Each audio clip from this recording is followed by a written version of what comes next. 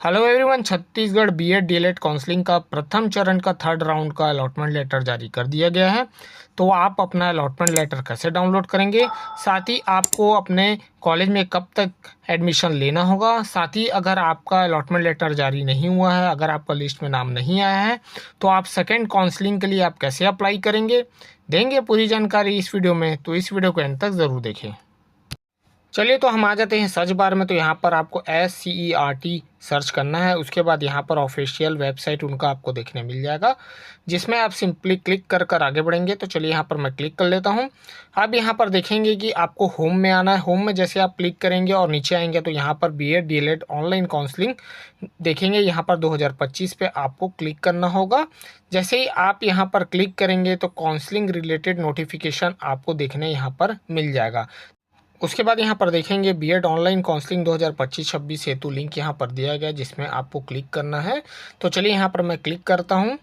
जैसे ही आप यहाँ पर क्लिक करेंगे तो यहाँ पर आपको काउंसलिंग प्रोग्राम्स देखने मिल जाएंगे, जैसे बीएड डीएलएड। तो यहाँ पर जिनका भी आपको अलॉटमेंट देखना है तो उस पर आपको लॉगिन करना है। उसके बाद अब यहाँ पर काउंसलिंग रिलेटेड नोटिफिकेशन देख सकते हैं, जैसे कि आपका जो अलॉटमेंट लेटर जारी किया गया है वो 25/9/2025 को जारी कर दी गया है आज का दिन।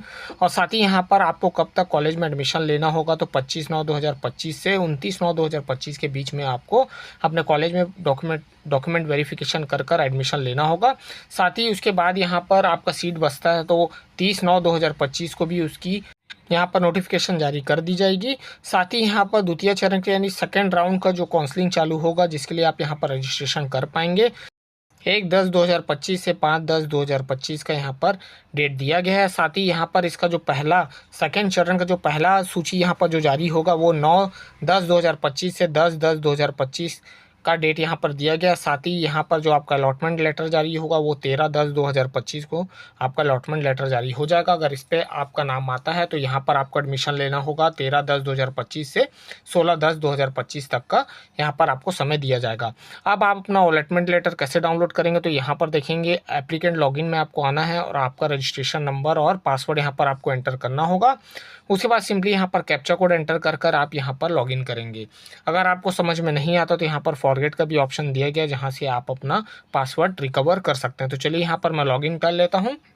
जैसे ही आप यहाँ पर लॉगिन करेंगे तो यहाँ पर देख सकते हैं कि आपका डैशबोर्ड ओपन हो जाएगा, जहाँ पर आपको देखने मिलेगा व्यू अलॉटमेंट लेटर। तो यहाँ पर आप व्यू अलॉटमेंट लेटर पर क्लिक कर आप चेक कर सकते हैं कि आपको कौन सा कॉलेज मिला है, प्राइवेट की गवर्नमेंट कॉलेज। तो यहाँ पर वो शो कर देगा। तो यहाँ पर व्यू एंड अलॉटमेंट लेटर में चलिए हम क्लिक करते हैं और आगे बढ़ते हैं। उसके बाद यहाँ पर देखेंगे आपको एक्सेप्ट और रिजेक्ट का ऑप्शन आपको शो करेगा। अगर मान लीजिए आपने पहले रिजेक्ट नहीं किया है कोई भी कॉलेज, तो यहाँ पर रिजेक्ट का ऑप्शन आपको दिया जाएगा। तो आप यहाँ से रिजेक्ट कर आप सेकेंड काउंसलिंग में ज्वाइन हो सकते हैं बिना रजिस्ट्रेशन के।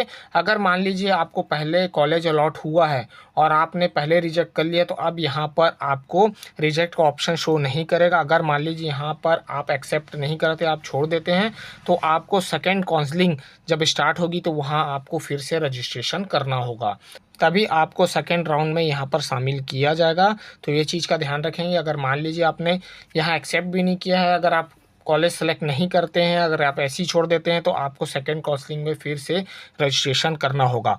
अगर मान लीजिए जिन्होंने फर्स्ट टाइम यहाँ पर रिजेक्ट किया है तो उन्हें सेकेंड काउंसलिंग में रजिस्ट्रेशन नहीं करना है, वो ऑटोमेटिक उसमें शामिल हो जाएंगे। तो यहाँ पर सिर्फ आपको एक ही बार मौका दिया जाएगा रिजेक्ट करने का। तो ये चीज़ का आप यहाँ पर ध्यान रखेंगे।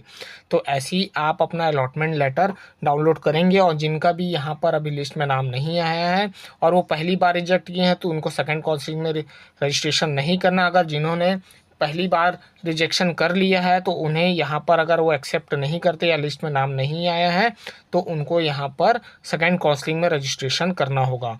तो ऐसे ही आप अपना अलॉटमेंट लेटर चेक करेंगे और समय रहते ही आप अपने डॉक्यूमेंट ले जाकर उस कॉलेज पे एडमिशन लेंगे। जैसे ही सेकेंड चरण की काउंसलिंग शुरू होगी तो पूरी जानकारी हमारे चैनल में आपको मिल जाएगी।